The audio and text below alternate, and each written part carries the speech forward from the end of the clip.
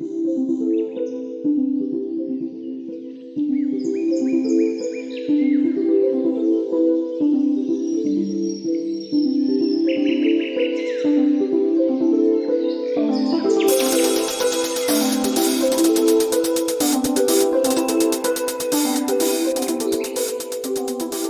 and welcome to the White Witch podcast with me, Carly.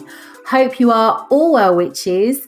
We are back to our usual format for the show. So we will be talking today all about ancestral magic, house magic, but we kick off with our book review, which we haven't had for a while. And today we are talking all about the book Seasons of Moon and Flame, The Wild Dreamer's Epic Journey of Becoming, written by Danielle Dolsky. So this has to be my second favourite book of all time, following on from Women Who Run with the Wolves. It's written in a very similar way, which I believe is probably why I love it so much. Although I cannot recommend this book enough, I also appreciate that it won't be everyone's cup of tea in the sense of the style that it is written, because it's very poetical, it's deep, everything is relayed with wonderful stories. But in addition to that, there are rituals, journal points, and ideas to build into your craft that tie into each story. So you can work with this book across a full year. Each season has different rituals to work through and takes you through a journey to meet a hag or a crone for each season. So for spring, you visit the House of the Garden Hag, summer, the Desert Hag, the Sea Hag for autumn, and the Mountain Hag for winter. The journeys you go on are so descriptive and absolutely wonderful to read. So the stories are very imaginative, very creative. It's like rediscovering fairy tales, yet these are dark. I loved the story of the soul cages. So this is where a witch keeps all the riches from shipwrecks that she comes across. But in the end, she comes to the rescue. She releases the souls of the sailors that a Merrow has been taking.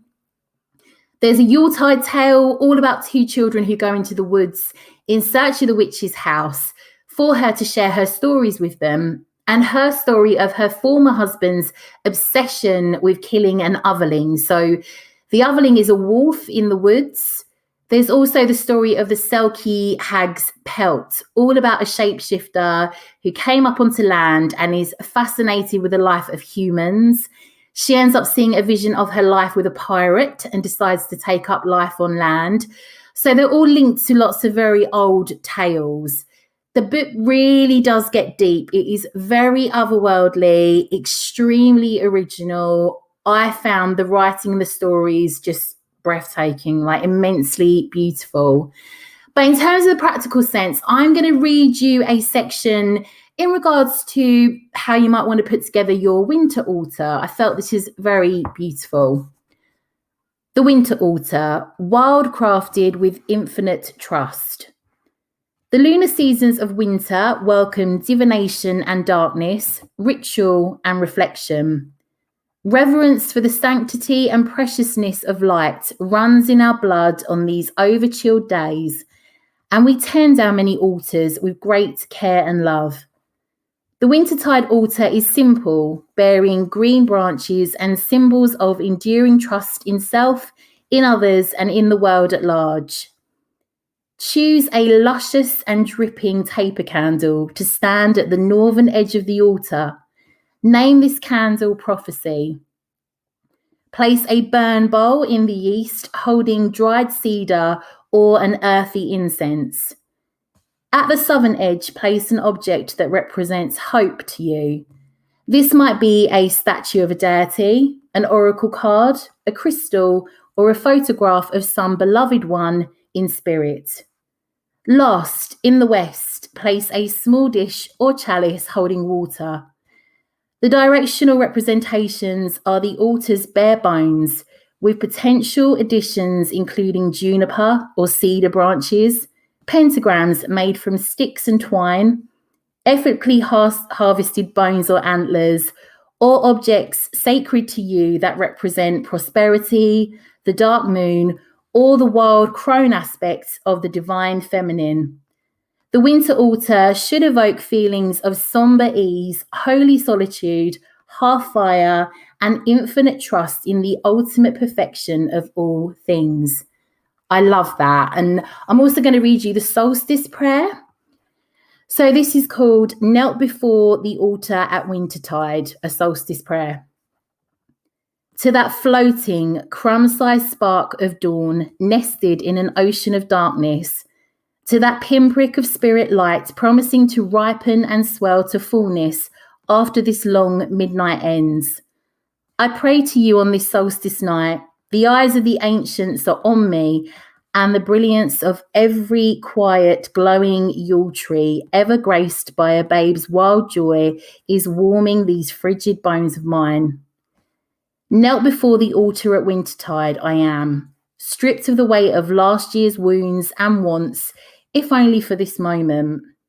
Give me enduring peace and a long night's rest, haunted by stone-faced ghosts, who know of this season's solemn magic, who can teach me the ways of the flame tender before I wake, and who speak the language of the sacred trees so eloquently that those bark-skinned and bare-branched friends also bless this ceremonial nap of mine. May I wake a wilder version of this crone-hearted creature I am in this moment, and may I keep a candle burning on my ivory ribcage altar for the wild heathen I once was. So as you can see, it is a real mix. It does get pretty deep, pretty poetical. This is a book I will dive into throughout the year to reread the stories, journal, revisit my altar with new ideas, assist my shadow work, honour each phase of the moon for each season, but also stories I will read and pass on to my daughter. If you are already a lover of Women Who Run with the Wolves, you will absolutely lap this up. The only thing I will say is to enjoy this book, you must be prepared to really take in the stories. It is the perfect book to read for the autumn and winter months. It takes you to another world, offering escapism with so much given for you to contemplate. I absolutely love it. Cannot recommend it enough. Join me after the break to talk all about house magic.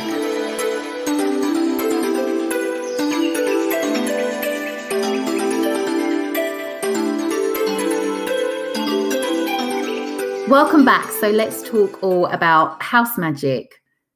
Autumn and winter are times when we spend so much time at home.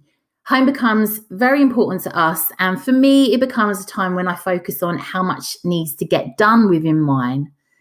Our environment really does affect our mental well-being. It is our magical space. It provides sanctuary and renewal. Many of us are at home much more this year with everything around the pandemic. So therefore, home has become even more important to us. Our home acts as the primary root of our energy and spirituality.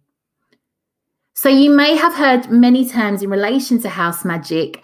You may have heard of halfcraft, which is a spiritual path rooted in the belief that the home is a place where people are nurtured and nourished spiritually, physically, and emotionally.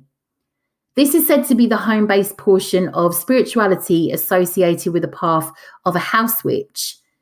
Kitchen witchcraft and green witchcraft can also fall within and influence a hearth and home-based practice. I've been working on a lot of house witch type practices this year, or rather being more conscious of treating them as a ritual, not just a chore. I'm also conscious of how much my environment affects my mental health. I find my work so much more improved, easier flowing when my house is tidy. I feel less overwhelmed, more creative, inspired, capable, and positive when my home is clean, tidy, and organised. It isn't always like that. There are days when it looks like an absolute crack den because I'm just a normal person trying to live a normal life. So yeah, it is a case of trying to keep on top of it. Halfcraft argues that spirituality begins at home. The word hearth is of Old English meaning for the floor around a fireplace or the lower part of a furnace where molten metal would have been collected during the smelting process. The hearth has come to symbolize the heart or center of a living space. So the term kitchen witch is a much more familiar term nowadays. This generally means someone who practices magic through cooking, baking, general household activities. Halfcraft differentiates from kitchen witchcraft, apparently by emphasizing the spiritual aspect that runs through the practice, as opposed to the primarily magical practice of the kitchen witch. The motto behind Halfcraft is living your life as a spiritual act. So I love the idea of Halfcraft in making the everyday somewhat magical. We all have certain tasks that we actually enjoy doing and, can make more spiritual. So some of mine are like, making tea or coffee, baking, mopping. That always feels somewhat meditative to me. I also like to do things that my nan liked to do, like reusing things in my home to make, everything pretty. So doing things like reusing like old ribbons, I use them and tie them onto like glass cake stands, jam jars, things like that. If there's anything I can repaint, upcycle or redo, I am there for it. I love the concept of taking something really crappy, doing it up, making it magical just through a little bit of paint and, resources that you've got kicking about. Making use of what you have is a big part of the spiritual side of Halfcraft.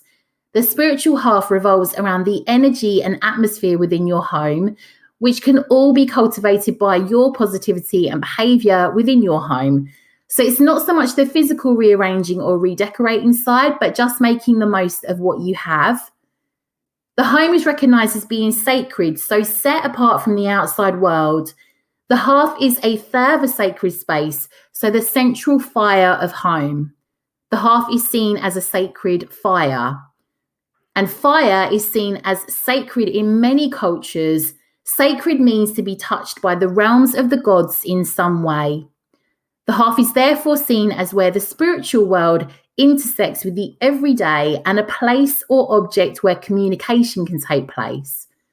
Fire is, of course, seen as sacred. It is a symbol of vitality.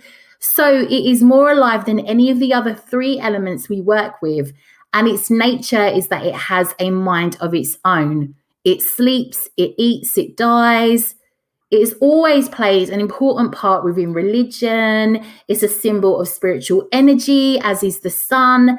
And as a spiritual symbol, fire illuminates personal, emotional, and spiritual darkness. Fire in the past was a source of, that sounded like Fire in the Park, the bit off of Stormzy's song. Fire in the past was a source of light and warmth and to cook our food. So you can see why Halfcraft was such a central part for the craft. Starting fires was a lengthy process. You would constantly have been planning to keep the fire alight. So, to keep your whole home up and running. No fire meant no warmth, no ability to cook, lack of protection, and so on. Think of Vasilisa in our Baba Yaga story, where she was sent to the witch for a flame. In Ireland in the past, it is said that the only time the household fire was intentionally allowed to go out was at Beltane. So beginning of May, a main fire would be lit at Tara, the spiritual centre of Ireland, lit by the Druids or the king. And from this fire, all the households would symbolically relight their fires. And this was for unity throughout the kingdom, but also to acknowledge the spiritual power of the king or the Druids. Fire is my favourite element to work with. You might have seen on my Instagram stories, I usually have a little fire going on in my cauldron on my altar. So I have an old fireplace. I'm in an old Victorian home. However, it's not a fire, like a working fireplace, which makes me really sad. You might want to use your cauldron, if you have one, as a source of your own fire within your home. Whatever you do, make sure your cauldron is strong enough to handle intense heat. It needs to be made from cast iron or a similar material that withstands heat. I simply burn incense sticks in my cauldron Once they burn down to the bottom, they pick up with the ashes and other bits of incense sticks in the bottom and just starts up a little fire. It's really dangerous. I'm not going to recommend it on here, but that's all I do with mine to get mine going. But you can create proper cauldron fires. And I've used a lot of the information today from the book The House Witch by Erin Murphy Hiscock. We reviewed this on the podcast previously. And in there, she does give you a way of holding fires in your cauldron using rubbing alcohols and so on. So you might want to have a little look at that if that is something that you want to do. There is an episode from a while back that I did all about cauldrons if you want to have a listen. You might wish to decide on where the heart of your home is, so the spiritual half of your home. You might decide it's your kitchen, you might decide it's your dining room, as that's where everyone seems to gravitate towards. It might just be a random spot that feels the most sacred. It is entirely up to you. You may wish to create an altar or shrine within this specific area. Some kitchen witches will have a shrine within the kitchen, so a kitchen witch altar. This might be a second altar in addition to perhaps one you already have in your room or another part of the house. In terms of the space you have designated as a spiritual half, you might want to carry out a purification or blessing or a ritual to signify this is the half for your home. You might wish to work with specific deities or your ancestors when it comes to your own halfcraft. So deities that are linked to the home, you've got Hestia. So she is the Greek goddess of the hearth. She is known for preserving the sanctity of the home, keeping it a place of spiritual renewal. She was the essence of the home and an example of how holy the hearth and hearth fire were considered to be and how sacred the home as a temple was for a family. Her presence is symbolized by a fire burning on a hearth or altar, and Hestia is rarely portrayed in ideology as she is understood to be the flame itself. If she is portrayed, she is shown with a flowering branch, a kettle, torch, or cauldron-shaped pot. So the most well-known is Brigid, the much-loved Irish goddess of the home. She appears in Irish mythology as a member of the Tuatha De Danann, and she is the daughter of Dagda. So she has three aspects as a smith, healer, and a poet. So this suggests she was a triple deity, strongly associated with the element of fire and to a lesser degree to water. She is a really popular goddess to work with for the home. She is the goddess of healers, poets, blacksmiths, childbirth, and inspiration. She was worshipped originally as a goddess, later as a saint by a circle of 19 virgins, originally 19 priestesses, then later nuns, who tended her eternal flame in Kildare, Ireland. So these women were called the Virgin Daughters of the Fire. They were called Ingian or Daga. Oh, let's just not do the pronunciations today. I'm not on it. But as firekeepers were Brioche Wit. Yeah, I'm going with that. So sorry. I'm like murdering these pronunciations today. I am trying, but I'm murdering it at the same time. It is thought that Kildare might have originally been a brooding, so a place of magical cauldron and perpetual fires, which is said to have disappeared when Christianity took hold. And being in the broodings now means being in the fairies, so being with the fairies. I got really confused on this bit of research. Sorry, I tried. I looked at loads of different sites, but I think like some of it should hopefully piece together. Anyway, Brigid's shrine at Kildare was active into the 18th century when it was closed by the monarchy. And in February 1996, the intention to keep it burning perpetually began again. So it is still up and running. And originally the nuns would have taken turns, or they still do rather, to keep the flame alight. On the 20th day, the flame would survive untended by any of the priestesses or the nuns. And it was said that this was Brigid herself tending the flame for that day. We got there in the end. Other goddesses are Eartha, a domestic deity from Northern Europe. So she is associated with earth, abundance, fate, peace, and is said to be a Germanic version of Mother Earth. In myths, she is a mother of the three Norns. So these are triplet sisters who control fate and destiny.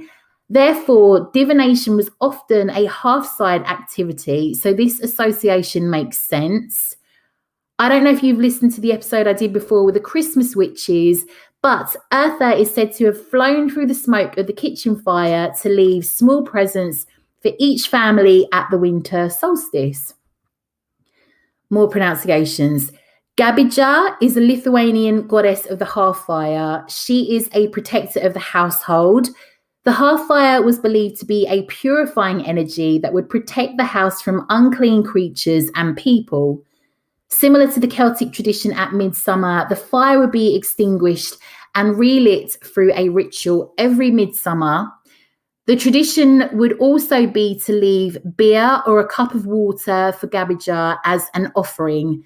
In the evening when the fire was banked or smored, so smored is where you preserve a fire in some way so it can be revived the next morning. Women of the household would pray to Gabija for good fortune and safety for the family. Frigga, Freya, Frigga, Frigga. I should have researched how to pronounce this, and I'm sorry. Frigga can be found in Norse mythology, and she is known as Frigg in some sources. She is a domestic goddess, wife to Odin, we all know how to pronounce him, and she is considered a goddess of marriage, love, fertility, motherhood, and all domestic tasks.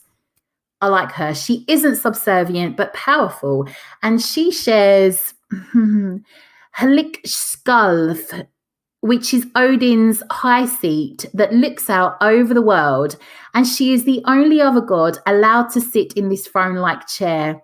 Hlikskalf, I'm going with that. Frigga holds the gift of prophecy, but keeps the knowledge of the future to herself. And this demonstrates her power, but also how much knowledge she held about the land and areas under her domain. Frigga has companions such as Eir, the goddess of healing, Helin, who is a goddess of protection, and Gna is a goddess of messages and communication, and Ful, who is another fertility goddess. And all of her companions are linked to domestic life. Symbols associated with Frigga are the spinning wheel, also mistletoe, as it possesses healing, fertility, and protective powers. I will outline the names of these deities in the show notes to save the embarrassment of you trying to Google someone that I clearly have no ability to pronounce. I actually had to stop recording and go off and check how you pronounce Frigga, and I actually got it right. Who knew? I just butchered the rest of it, but anyway. So you might opt to work with household spirits within your home. These are guardians who defend your home or a specific part of it or the members of your family. So the spirits are not deities or mythological creatures. They would be unique to your family and hearth. They can be spirits of a place or perhaps related to ancestors. So cultural associations with household spirits are usually honoured through various foods or drinks, small figures or paintings. So overall, household spirits are said to be protectors of the home, family members, and to also provide prosperity. So many European cultures have retained household spirits, many featuring folk tales, but to this day, they are still honoured and remembered through cultural tradition. So many of these spirits would be male, hairy, human-shaped, but in smaller proportion. They tend to be benevolent unless they are provoked through disrespect. So you might want to look into household spirits associated with your cultural ancestry. You might even opt to welcome them into your home, providing you are prepared to treat them really well. So our ancestors would have focused some of their routines and customs on appeasing the spirits in nature and their homes. It really was viewed as reality, not superstition. Some household spirits that I can give you an example of, so you've got the brownie, which originates from Scotland and England. A familiar household spirit that is usually naked or dressed in rags Said to be the most helpful household spirit who should receive no other sign of appreciation than a dish of milk, fresh bread or cake, or the brownie will leave forever. You are not allowed to say thank you or provide new clothes for them, and you're not allowed to criticise them. So Cranshaw Castle in Scotland is said to be home to a household brownie. So other information I found in relation to the brownie in Scotland is that he was a small man who would help the lady of the house with her unfinished chores as long as she was pure of heart and a hard worker. He would shapeshift into a rooster to alert the family that he was going to bed and it was their time to get up. So you've got the boggart. They are said to originate from England in the North Country region, but I know of different stories from Ireland and so on that they're there too.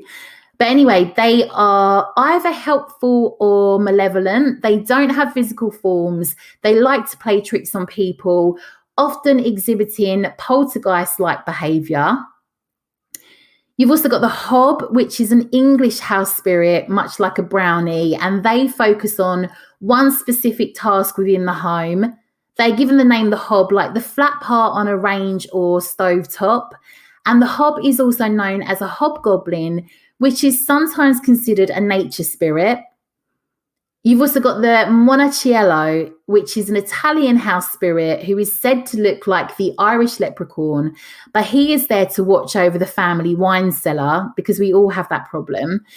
Monacchiello is known as the little monk. He would get drunk on the family wine from time to time, but if you piss him off, you could find your entire stock has gone bad. So some believe that household fairies were actually demons or familiars in disguise. So obviously disbelief equals disappearance. So many now do not believe in household spirits. However, it was a strong belief in former times when things were wild, the spirits abounded. It is said that now we live in more man-made industrialized times. The nature spirits leave when their habitat is destroyed. Also in history, our ancestors would have often passed homes down to us. So there would have been an ancestral history with a home, and therefore household spirits passed down too. It is said that if you believe and care for nature, you can attract nature spirits and household gods. Household spirits are considered more like mischievous spirits that need to be kept content to avoid ill fortune or obstacles in daily life. In some cases, like with the brownie, you couldn't acknowledge the spirit in order to keep it content. So in terms of offerings, you can leave out basic foods such as like bread or porridge or a portion of the meal that you are making for your family. If you're a kitchen witch and have an altar in your kitchen, you might opt to leave an offering there for your deities, household spirits or ancestors. Alternatively, you can leave it where you have set as your hearth or your altar. It's said that you should decide how much to leave for the spirit, but too much can indicate that you have more than enough and do not need any help. It is said that you should leave the offering overnight and dispose of what's left in the morning. And it is, of course, said that spirits, deities, ancestors take the energy of the offering. They are aware of you making the action of putting it out for them, and they appreciate the respect and acknowledgement you've shown. So household spirits were said to very rarely reveal themselves to the household members, but if they did, they would show up as a child or a little man, sometimes as a red-haired adult, or they might show up as an animal or an object like a kettle or a fire poker. So to finish off this segment, I thought I would relay a house blessing that I took from the book The House Witch, written by Aaron Murphy Hiscock. This is a brilliant book in regards to halfcraft, and we did review it on a former episode. So this is a full-length, multi-step ritual to bless your home. It's basic. It uses the 4 physical elements of earth, water, air and fire to purify and bless the structure and the space. So things you'll need your cleaning supplies, some incense, matches or a lighter, candle and a candle holder, any colour of your choice for the candle, a small cup of water and a pinch of salt. So start by repairing whatever needs to be repaired in your home. Thoroughly clean walls, floors, windows, cupboards, stairs, and so forth. As you do, move counterclockwise through your home, finishing by sweeping dirt out the back door and shaking dust rags and emptying wash water out the back door as well. So beginning at the physical analog of your spiritual half, you will want to light your incense. You may wish to use something like frankincense, sandalwood, or cedar. They would work well, but anything that you've got. So carry the incense clockwise through your home, going through each room. Don't forget to waft the smoke into cupboards and behind doors as well. And as you do, say, with fire and air, I bless this house. So return to the hearth with your incense and replace it there. Then light the candle, carry it clockwise through each room of the home, as well as saying, with light and flame, I bless this house. Then return the candle to the hearth. Take your cup of water, add the salt to it, carry it clockwise through each room of the house again. So dip your finger in the salt water and touch the outside of each door frame, then the inside, and the frame of each window and cupboard, saying, with water and salt, I bless this house. If you prefer, rather than simply touching your finger to the frame or the door, you can draw a simple symbol that represents blessings to you. Then return the water to the hearth. So stand at your hearth and say, fire, water, air, and earth, bless my home and all those who dwell in it. Join me after the break to talk all about ancestral magic.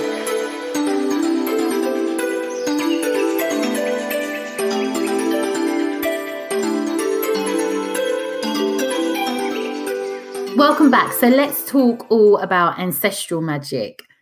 The veil is particularly thin throughout the dark seasons and a great time to consider ancestral witchcraft. This practice can provide us with protection, guidance, and help us within our magic. Similar principles to working with and honouring deities, except with an ancestor who holds our same blood and DNA. I say this with caution though, because in the same breath, many of us have people within our lineage that we would have classed as family without sharing blood or DNA. So I encourage you to work with anyone within your history that was considered as family. With similarities to the morning ritual I discussed on another recent podcast episode, you might wish to incorporate a form of daily devotion to converse with your ancestors, perhaps just lighting a candle and some incense at a time that works for you during your day, telling them how life looks right now, seeing if they might support you with any of your endeavours. You might also wish to ask them for support when performing rituals or spell work. Ancestral magic doesn't just have to be for Samhain. I regularly talk to my nanny Rose. I miss her dearly, but I also recall her telling me when I was younger that she talked to my granddad daily following his passing. So I know this is a form of communication hopefully she is likely to be open to on the other side. So over Samhain, the focus for me was honouring my ancestors at my altar. I played some Louis Armstrong for my granddad, Dennis, visualising him swishing about whiskey in a tumbler as he enjoyed the music.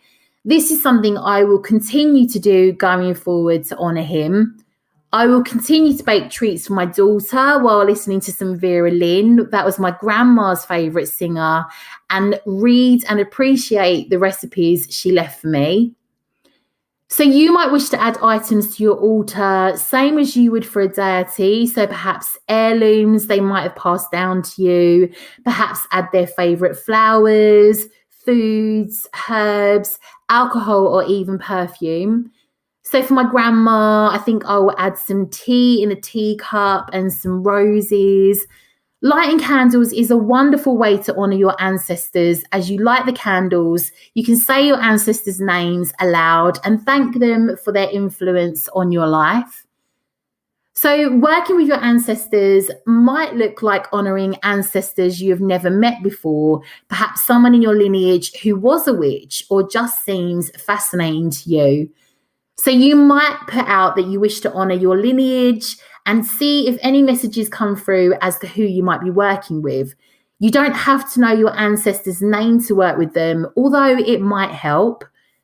So an ancestor that I have ran away to sea with a Norwegian sea captain after he spent a few days in the local port.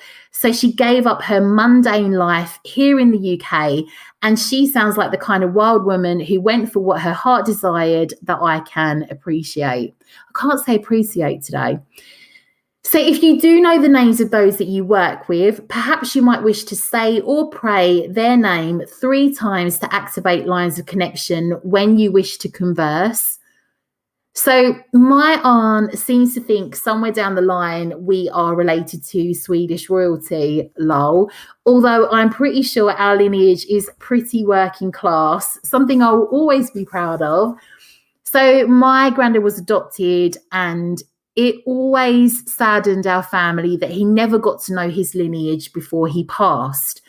You might wish to put together a family tree of your own, and this isn't for anyone. Like in the case of my granddad, this could prove to be a task that throws up all sorts of emotions.